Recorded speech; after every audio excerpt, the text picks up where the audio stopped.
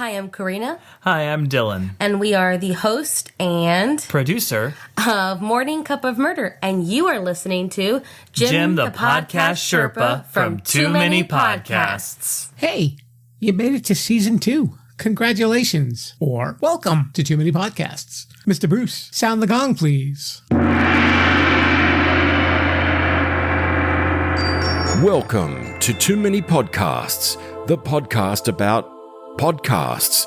Now, podcasting from the Sherpa Chalet on Mount Podcastia, here's your host, Jim, the Podcast Sherpa. So here we are in season 2. What does that mean? That means you maybe missed season 1. You can always go back and check those shows out if you like. This is Too Many Podcasts, and as Mr. Bruce said, it is a podcast about podcasts. And what happens on the show is I have guests who host podcasts, and I talk to them about their shows, and we get to know them a little bit more. I also make recommendations of other podcasts that are similar to theirs. And we have, most of the time, a theme week. It's theme week. It's theme week. It's theme week. This week's theme is Buddhism. That's right. It's one of those things that have always been kind of a mystery to me. So I went looking through Podcastia, and I found a podcaster who does a show that features information about the Buddhist philosophy and about meditation. Who's our guest today, Sherpa? His name is Jim Martin, and we had a really great conversation.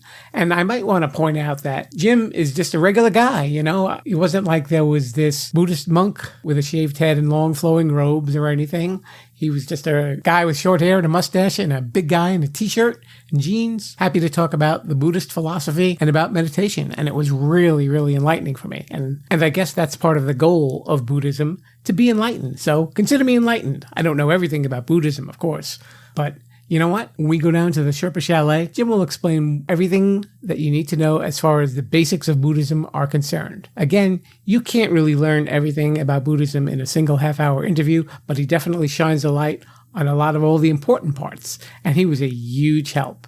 Off we go to the conference room of the Sherpa Chalet for our talk with Mr. Jim Martin. And before we head off to our conversation, just a reminder that today's podcast is brought to you by Audible. You can get a free audiobook download and a 30-day free trial at www.audibletrial.com/Sherpa, Sherpa. That's how you spell it.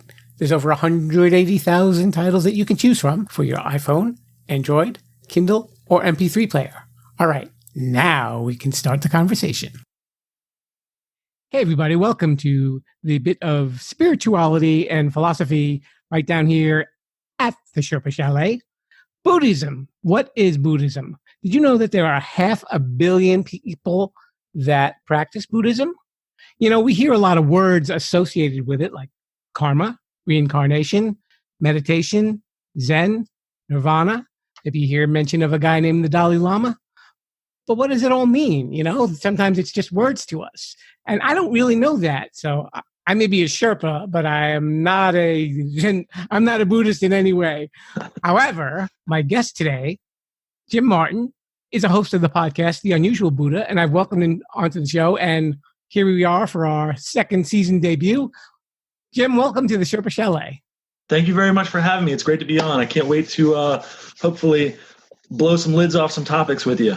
Why don't we start with you can tell us a little bit about yourself? Okay, so my name is Jim Martin. I run the unusualbuddha.com. We're on social media. We have a podcast, pretty much trying to get everywhere you are, with the main purpose of trying to simplify some of the teachings of Buddhism and Buddhist philosophy and mainly meditation. That's a very big thing we come back to, because a lot of this stuff, as it's put out in the world, is very impractical, and we kind of want to change that a little bit, make it a little less lofty, a little less, you don't have to like granola to meditate, and that's what we're looking to spread things that way. So just glad to be here, and can't wait to like I said, maybe discuss some of these topics. Now let's start at the beginning. What first attracted you to Buddhism? How old were you when you first started getting interested in it? So my first exposure was actually probably in I believe I was a sophomore in high school. We had a school project, the Eastern religions, and the teacher was she was Hindu, so that was an interesting perspective for me. And she assigned it, and we had to learn about it, and that's where I first started. And it didn't really make sense. Then I actually got more into philosophy as a whole. Went out and actually got a book, and I don't have it now because I usually, every time I bought like 3 copies now, and every time I buy one, I give it to somebody. But it's a compilation. It's called the Buddhist Bible, but it's not a real Buddhist Bible. It's just a compilation of teachings. And I read that, and again, 17, 18 didn't click. And then actually just before the birth of my first child, I was 24, so about 7 years later, I picked it up, and some stuff started really making more sense. I was always into religion as a whole and spirituality altogether, but that was when lessons of Buddhism started to really stick with me and started to hold some more truth for me, if you know what I'm saying. Sometimes when you get a little older, you start getting a little bit of perspective on the world, and certain things become more important.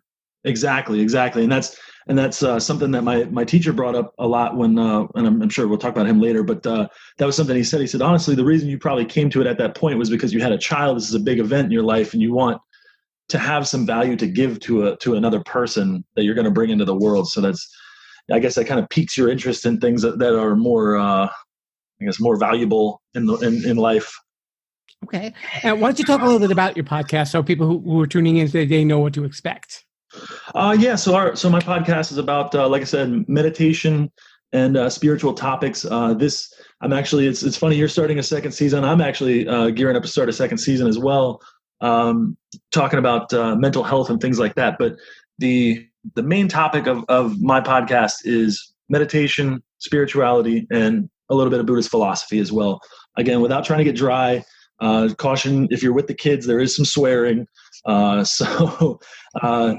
Just be forewarned. But that's mainly the ball field we play in and look to, I guess, unfold for people. So it's easy for people to learn about Buddhism there. So I want to ask you a couple of questions so I can understand about that too. Absolutely. And I think sometimes, where you have different religions and philosophies, sometimes, people just don't understand because you're not asking the right questions. So hopefully Absolutely. I can ask you the right questions and we can help everybody understand it a little bit better.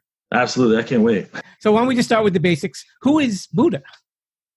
So the Buddha is actually he was a crown prince. He was born Siddhartha Gautama, born to the Shakyamuni clan, if you want to get real into the specifics of history.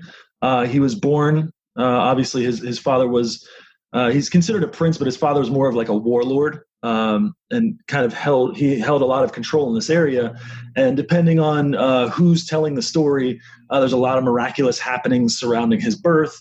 But one of the big ones that you'll find retold a lot is before the birth of Siddhartha, his father actually had fortune tellers come, and they came from all over to gather to basically read the stars and tell the king what his son was going to be like. And they all said, "Oh, he'll rule the world," except for the last one. The last one was the holdout. He gave his opinion last, and he said there's 2 possibilities. Either he's going to rule an empire larger than any the world's ever seen, or he's going to become a great spiritual leader, depending on how he views suffering.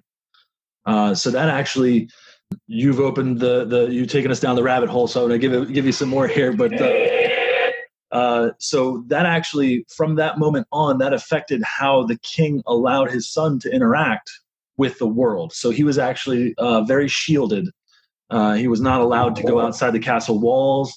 Attendants had to be young and beautiful. And he was just very shielded, so he didn't see death and suffering and pain, I guess more so the realities of the world, because that was going to be the one thing that was going to be the tipping point for his future. And it's really looked more as a philosophy as well as a religion, right? Yeah, there's a lot of points that are, so it depends. If you read the book, and like most things, humans are so great at just taking a great thing and ruining it. But if you read the book, it was not meant to be a religion, more so as a path. You're supposed to walk the path at your own comfort level and apply the teachings to your own personal test, to see if they hold weight for you. And his big thing was if it makes sense to you, we'll hold on to that. You keep that, you take that with you. If it doesn't make sense, then why carry it along the way? It's now carried out, I would say, as a religion, but in my opinion, it wasn't meant to be. I mean, there's a lot of people that will, the word is prostrate, and they do they bow to the statues, and they wash the feet of the elder monks and things like that.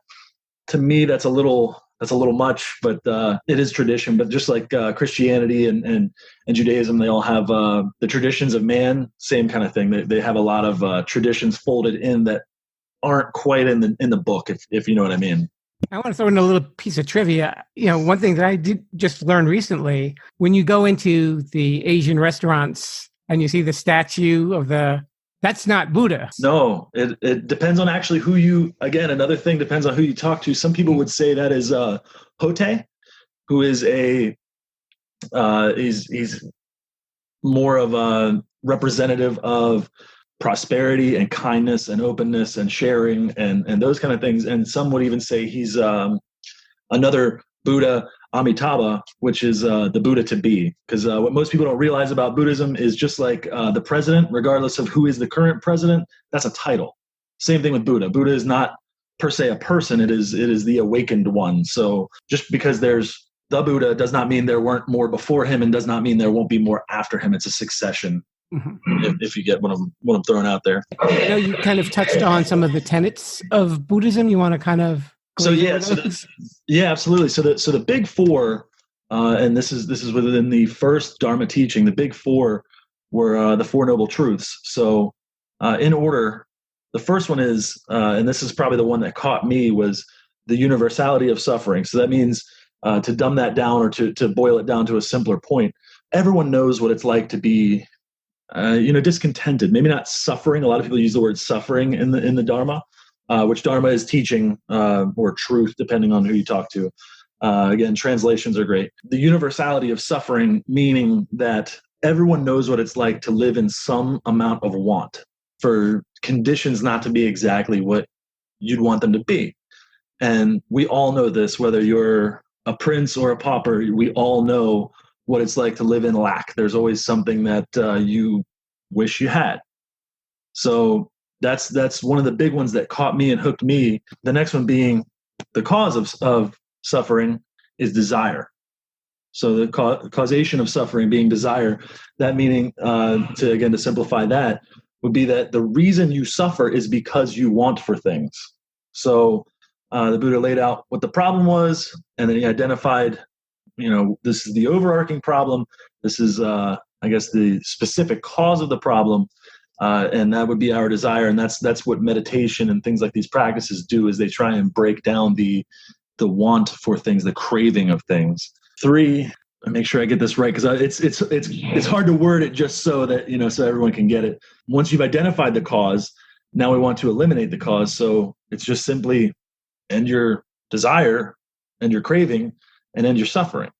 And that sounds easy, and maybe not easy, but it sounds very simplistic that way. But it is. It's simply put, to just end your craving, stop your desiring for things to be a certain way, and just kind of enjoy them as they are. And the 4th one, which is the real hook to the whole deal, is to follow the Eightfold Path, and that's a whole nother story we could get into.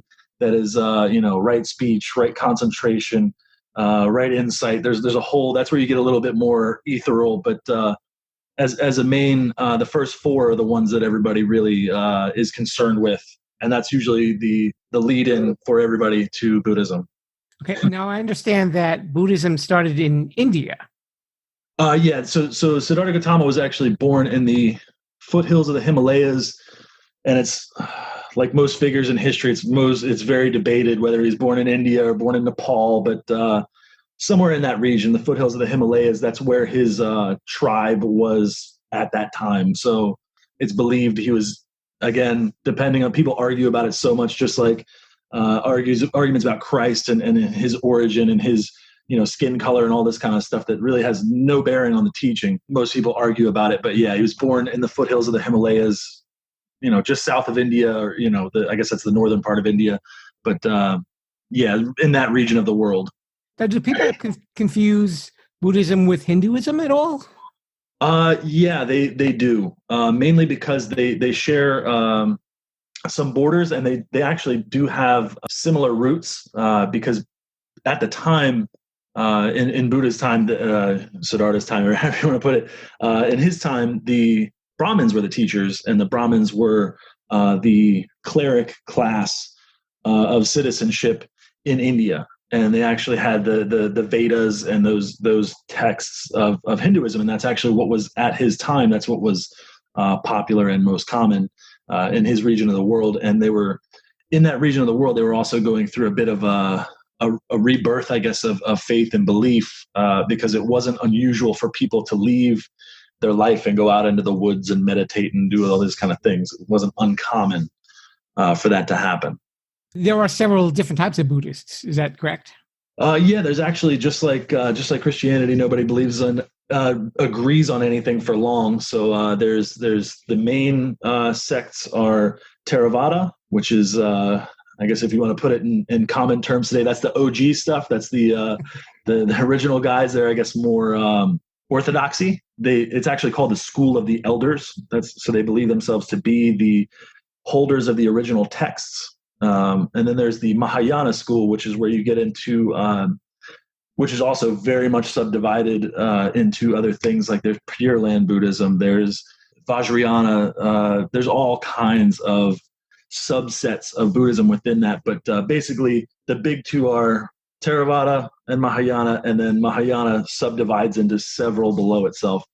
Biggest separation of the two, the Theravadins believe that they are following what is either the Buddha's direct words or were the disciples of Buddha's direct words. So it was either his teaching or one step removed from his teaching, whereas the other schools believe that they follow the other teachings of other great Buddhist thinkers, that's allowable, and that that is also fruitful for your practice.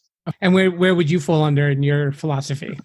So I trend more to the Theravada side of things, even though just like the podcast and the website name says, we're quite unusual here with the Unusual Buddha. But I usually trend toward Theravada because I'm a big fan of reading the original text and then taking my spin on it and working with that, if that makes sense to you. Sounds like a lot of it is how you're kind of interpreting the world around you and how you have to deal with it. Because like you said, there are different forms of, it's not suffering per se, but there are things that are going on in your life that work against you, and how you overcome that, right?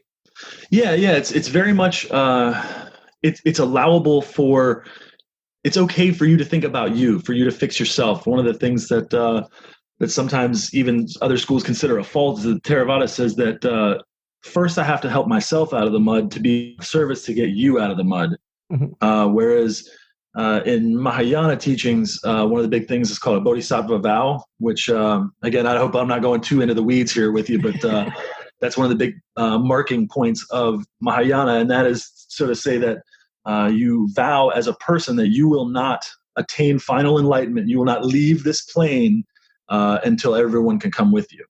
So that's one of the marking teachings, is that you're going to basically stay here at the gateway and take life after life to try and help people attain the same things that you are about 99% to attaining. How do you incorporate Buddhism into like your everyday life? So everyday life, it actually isn't. It isn't a lot different than the Bible, really. I mean, because when you boil it down to the most basic teachings, one, it's, do you really gain anything by worrying about items? You know what I'm saying? Do you really gain? And again, I'll probably slaughter this. I have read the Bible cover to cover, but I'll probably slaughter the verse. But will worrying about tomorrow, will that add 1 inch to your height? Not at all. You're still going to be who you are. You still have what you have to deal with, and each day has enough trouble of its own. Similar thing with Buddhism is people seem to feel like they are living this life where you have to make every single decision perfectly, and that's not really how Buddhism sees it. How Buddhism sees it is more that you're going to make the right choice right now, and then that will lead to other choices that you can then make the right choice then, so that there's not per se they don't view life as linearly as other religions would. But as far as down to every day, I mean, I meditate every day, whether it's a, formal, am I sitting on my meditation mat and legs crossed and eyes closed and deep breaths and all that good stuff. with the gong in the background, gong, so there's some of that. I don't get that far into it. There's no need for incense lit every time I meditate in the morning, but there's that. And then there's also a mindfulness practice, which is, I wouldn't say it's only exclusively Theravada, but it is more so emphasized. So normal meditation, like most people think of it when you're sitting down on the mat or on pillows or whatever, it doesn't have to be fancy. But most people, what most people think of when they think of meditation, that's actually a samatha practice, which is about the breath. It's about serenity. It's about peace. So you're actually trying to focus on the present moment by what you can perceive. And again, I'm trying not to get in the weeds, but you're staying at where you feel your breath. So for me, I feel it sometimes in the stash here, sometimes in the nostrils, but you're staying with that sensation so that you're not thinking about the past, you're not thinking about the future, you're only thinking about the sensation of breathing, and that is the present moment. So that is what that practice is for. And then sometimes there's, and again, like I said, it's a more Theravada practice, but is for fullness, which would be the fancy words of Vipassana, if anyone wants to get that far into it. And that is a mindfulness of basically, it can be whatever you want, but other sensations. What am I seeing? What am I hearing? What am I feeling? Those kind of things. So that being said, I actually do more of the mindfulness practice because to me, that's more mobile and I can take that with me driving down the road.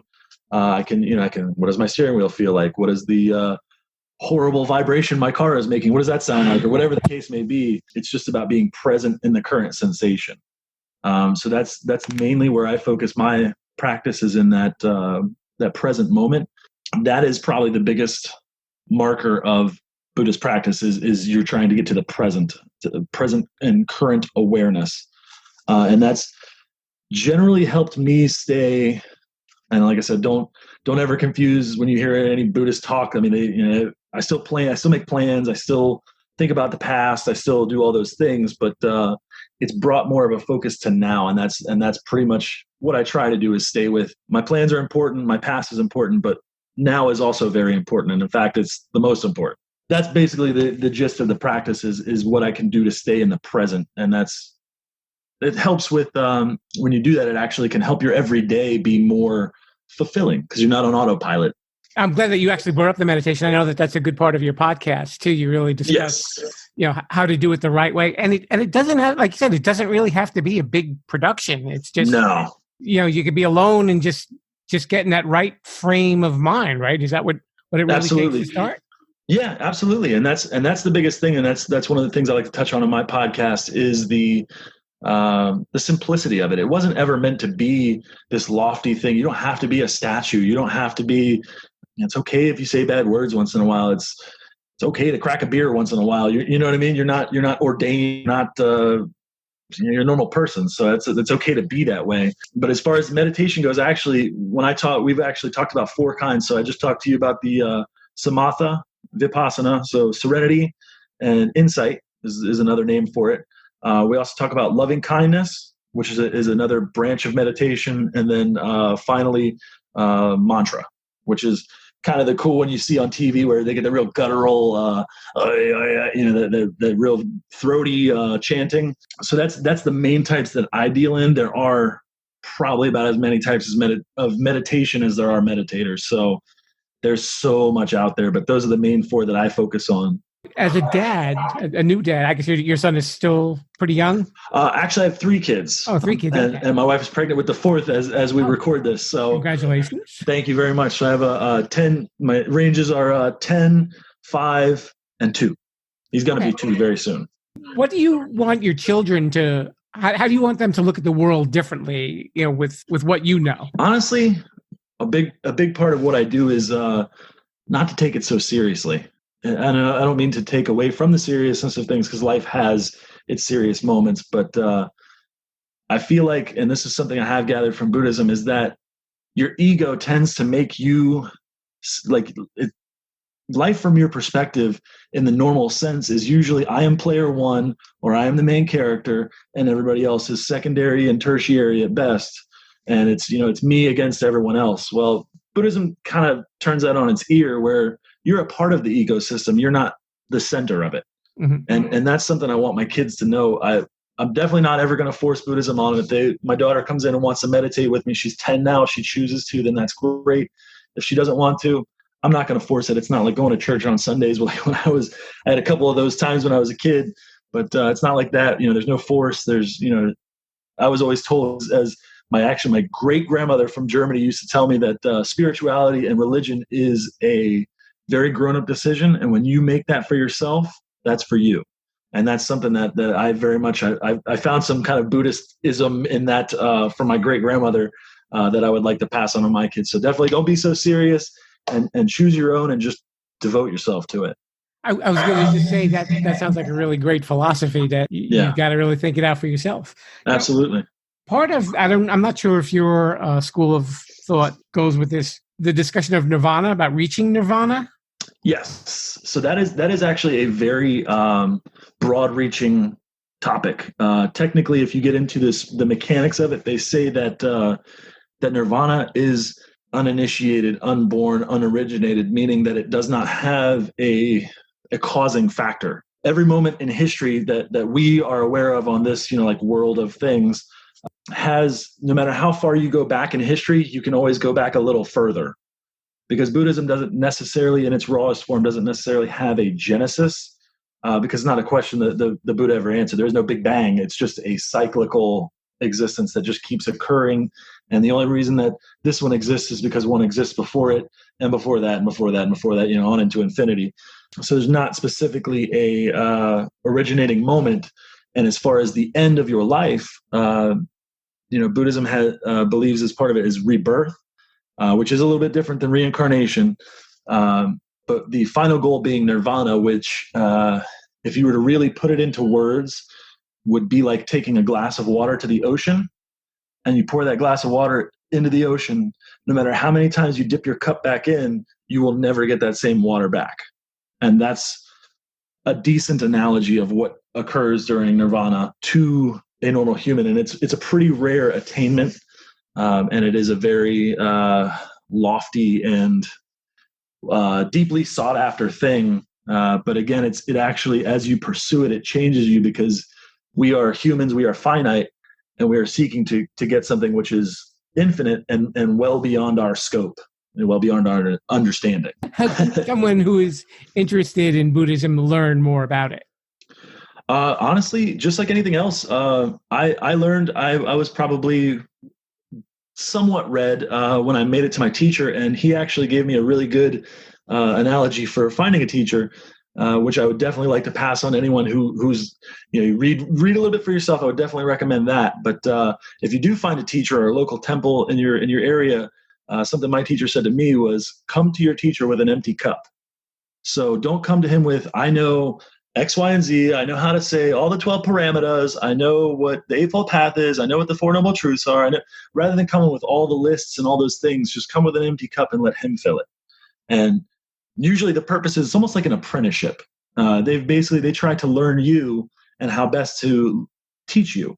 And that's what a teacher can do. Is it required? Not necessarily. I did, of the past 10 years I've been practicing, only 2 are with a teacher. So it's not like you have to have that in your life, but it definitely can help and can tailor things to your personality type. That's what I would say is definitely get a good groundwork going of, so you have maybe not expectations, but at least you have a level of familiarity with the teaching.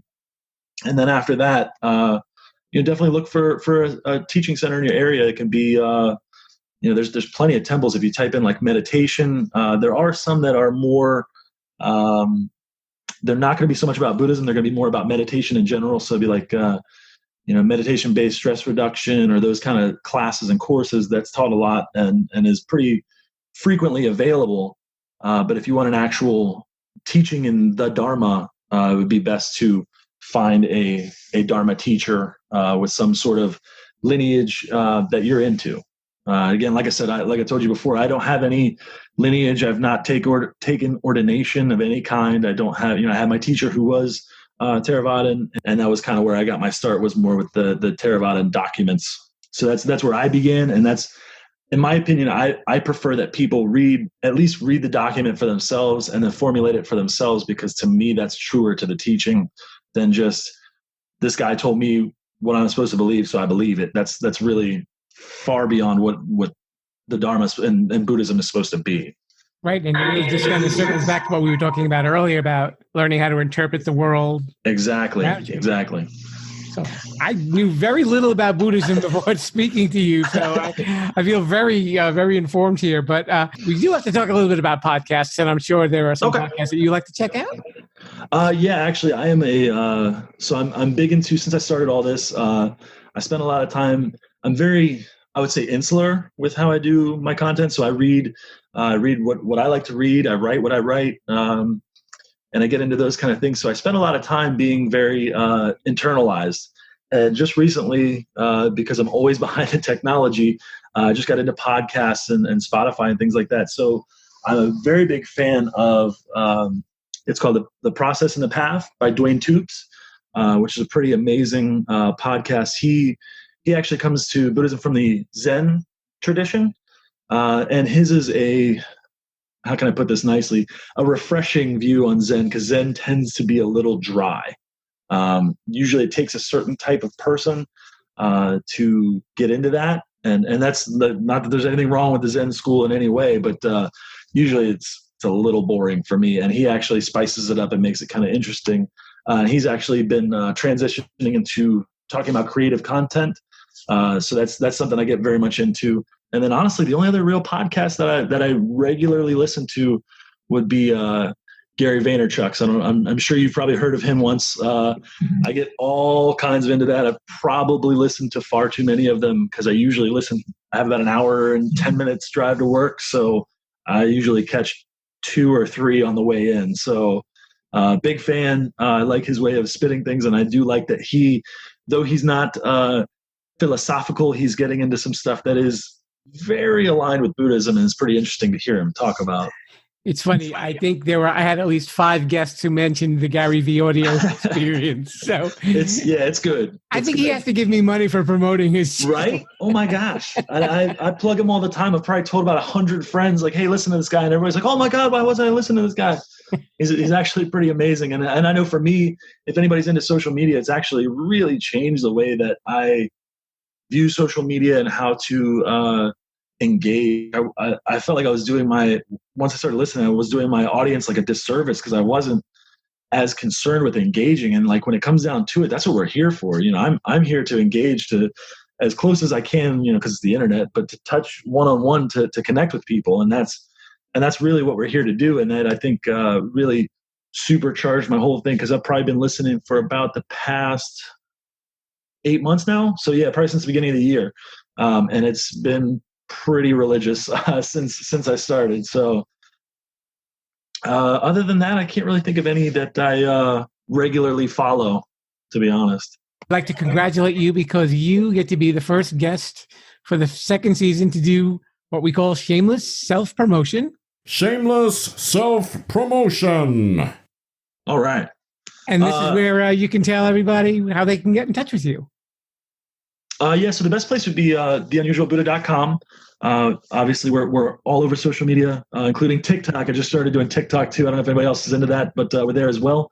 But yeah, the easiest place and the best place to get a hold of us is theunusualbuddha.com. And then if you like what you see and you maybe want to throw some support at it, you can go to patreon.com/theunusualbuddha. And we have different packages for exclusive content and those kind of things. I won't bore you with all that, but that's where you can find more about that. And that's, like I said, that's where we are. We are all across social media, and it's actually me and one other person that I met along the way who's actually helping me get all this content up, because we're probably posting 40 to 45 times a week. So not as tremendous content production as some, but it's quite a lot for 2 people to do. So, right. And what day does your show launch? So the way we usually do it is we try to aim for once a week, but we don't have an exact date or day of the week that we launch. So there's already we have 8 episodes backlogged, and we're actually recording now and doing some collab work. So we'll be coming out very soon. Don't have an exact date just yet. Okay. And so he is the unusual Buddha, and I didn't even have to climb up very high down up Mount Podcastia to go and see him. So, Mr. Jim Martin, thank you so much for enlightening me and enlightening our listeners. Well, thank you very much for having me, Jim. It's great to see somebody also named Jim doing the podcast thing and just rocking it. Thank you very much for having me.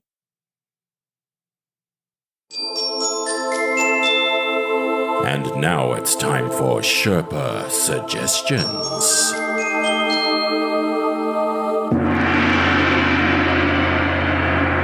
Before I proceed to this week's Sherpa Suggestions, just want to remind you that this isn't a religious podcast, but there are people who may be interested in the Buddhist philosophy. Whatever you choose to believe, you're always welcome to the Sherpa Chalet, but good people coming here and having a good time and sharing some information. Just wanted to make that clear just in case you're new to the show. Here's a couple of podcasts that have to do with Buddhism and meditation. For Buddhism, there is Secular Buddhism, Buddhist Bootcamp podcast, and the Dharma Realm. And if you're not interested in Buddhism, hey, that's okay. But here's a couple of podcasts that have to do with meditation. There's the Meditation Podcast, Deep Energy 2.0, music for sleep, meditation, relaxation, massage, yoga, Reiki, and therapy. Ooh, that covers a lot, doesn't it? And I bet it's so relaxing too. You have guided sleep meditations and also 10% Happier with Dan Harris. That's right, that same Dan Harris who hosts Good Morning America. Now, if that doesn't relax you, then I know a guy with a really big mallet.